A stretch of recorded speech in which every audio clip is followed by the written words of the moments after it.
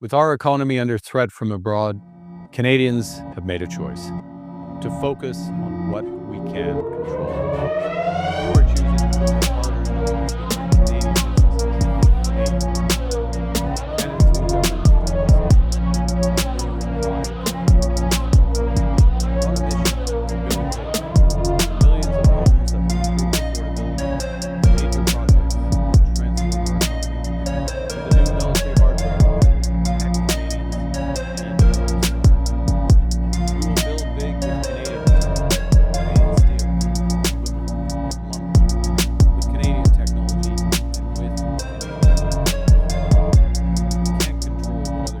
nations do. We can Canada is sending a clear strategic signal.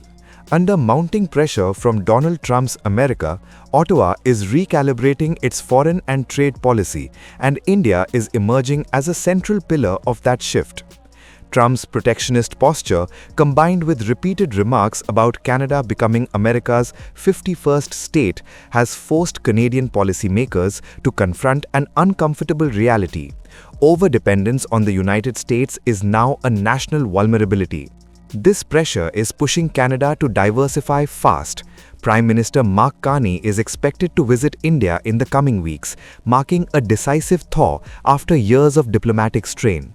From New Delhi's perspective, this outreach is significant. A developed Western economy, historically anchored to Washington, is now actively turning towards India to protect its sovereignty and economic future. For Ottawa, the urgency is stark. Canada is facing high US tariffs and growing fears of economic coercion. Its leadership has openly stated that non-US exports must double within a decade.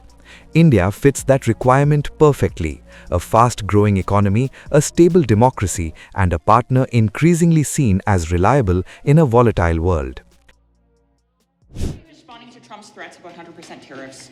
Well, the first thing is that Canada respects our engagements, our commitments. Il y a des engagements dans l'ACM. We have commitments under CUSMA that not to pursue free trade agreements with non-market economies without prior notification. We have no intention of doing that with China or any other non-market economy. What we've done with China is to rectify some issues that developed in the last couple of years.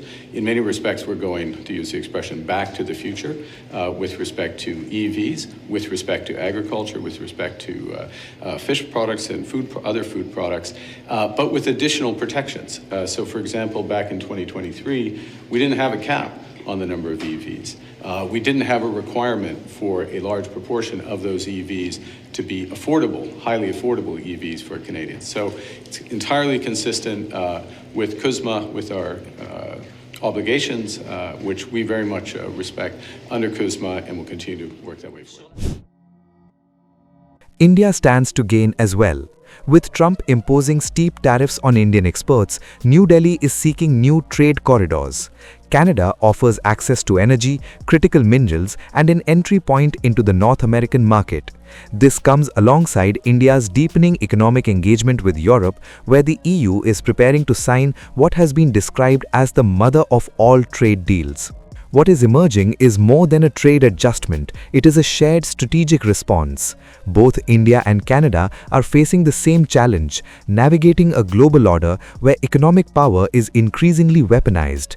That common pressure has accelerated talks on a comprehensive economic partnership agreement with an ambitious target of $50 billion in bilateral trade by 2030. Energy cooperation is central to this pivot.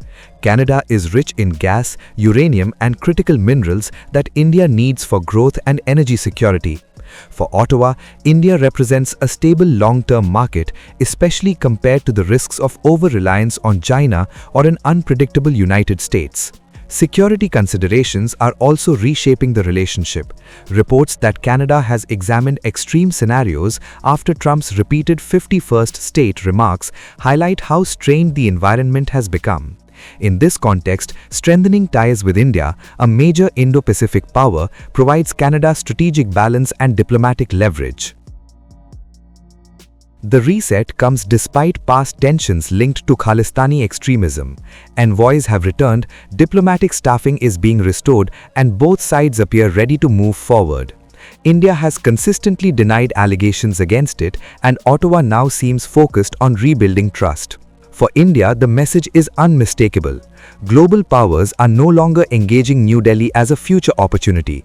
They are engaging India as a present-day necessity. Canada's pivot is not emotional or symbolic. It is calculated, strategic, and rooted in survival. And it reinforces a larger truth of the emerging world order. When pressure rises, nations increasingly look towards India.